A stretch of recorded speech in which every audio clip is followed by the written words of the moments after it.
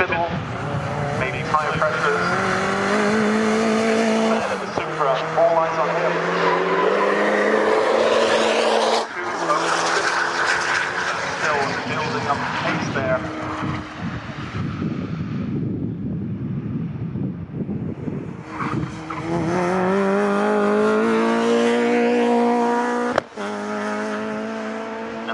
Yokohama Advan AO52 switching on pretty quickly.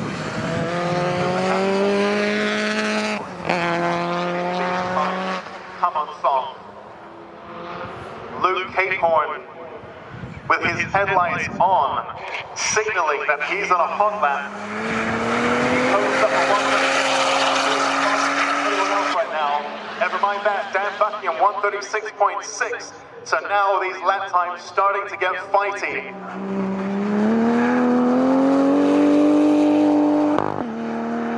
Andrew time 1:38.1 from him in the black K-swapped Saxo. Stu Summers is next in the supercharged, slightly newer Saxo. 1:43.5, a personal best there for him.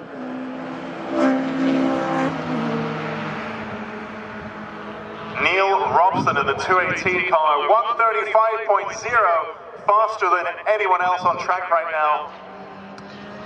Knocking Dan Buckingham off the top spot. Does this fan have an answer to that? 1:34.1, he definitely does. Putting that GR Supra on top. It's all to play for him. This is the Tech 1. This is the real deal. This is actually stuff happening. This is no longer warm-up, it's but a distant memory. And we are seeing the clubs come on in the club two-wheel drive class. Johnny Fletcher is in the pits, he's out of the car. That's never promising.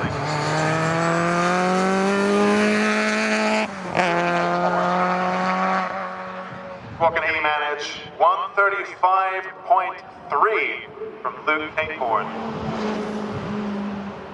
Good enough for third. He makes up one place there with that person's best.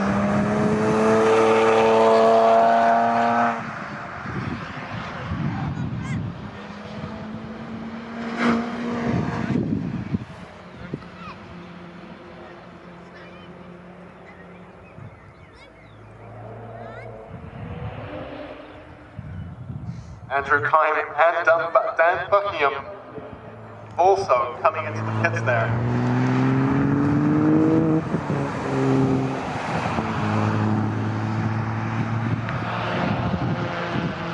Things looking pretty busy in the pit lane.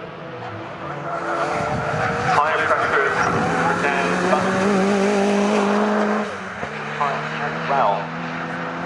And again, for those of you who are new to Time Attack, maybe new to track work, and you're watching on a little bit bewildered, tire pressures are absolutely key. If it's something you've not paid much attention to in the past, which is an easy mistake when you're just starting out, tire pressures are setup tool number one.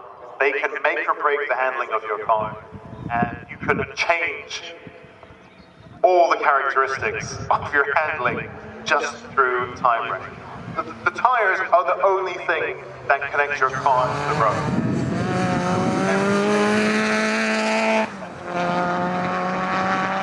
Man coming into the pit lane as well. Johnny Fletcher is back on the move. The pit's looking very busy indeed.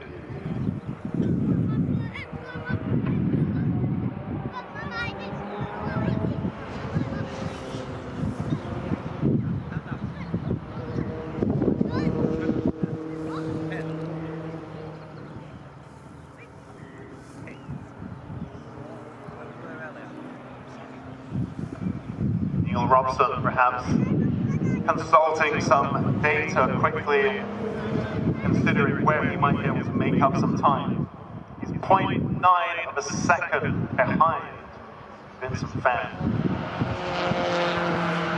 To BMW straight six, rear-wheel drive, turbocharged coupes. Lots of overlap between them. but lots of difference as well. Neil Robson's car, I believe, is a manual, whereas the GR Supra, this particular one, is the ZF8. The ZF8 is massive. These low 400 horsepower, high 300s, low 400, I think 380 horsepower, something like that. Doesn't sound like much, but the ZF8, those 8 snappy gears, like, you know,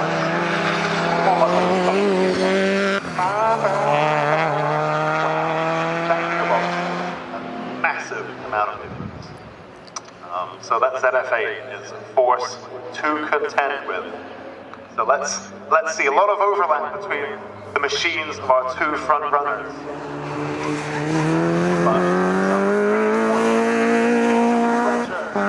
Up and running, 148.7 there as he builds himself back up.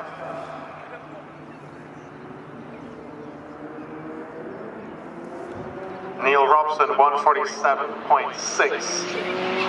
Again, just getting that outlet out of the way. Stu Summers is next, headlights on, signaling that he is on a flyer. Stu Summers, a 145.1 there from him. Personal best, a 139.7 in the supercharged. Andrew Hyde, 147.3 there for him as well.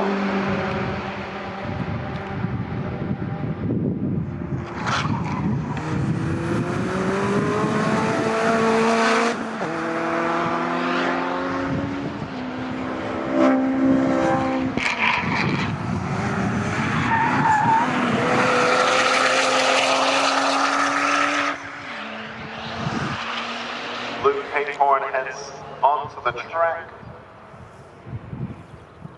after some time in the pit lane. Dan Buckingham there, headlights ablaze as he crosses the line. 156.9 there, an outlap for him as well, I believe. Now heads uphill into Coppice.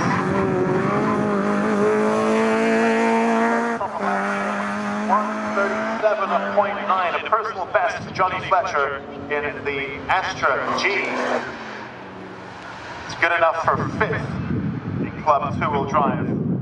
Neil Robson improves to 134.8, cutting that gap to Vincent Fan to 0.7 of a second, 7/10 of a second now, separating our two front runners. This is going to be a really interesting one to watch. Really, really interesting. Of course, Cadwell Park is a very specific kind of track, and we're hardly certain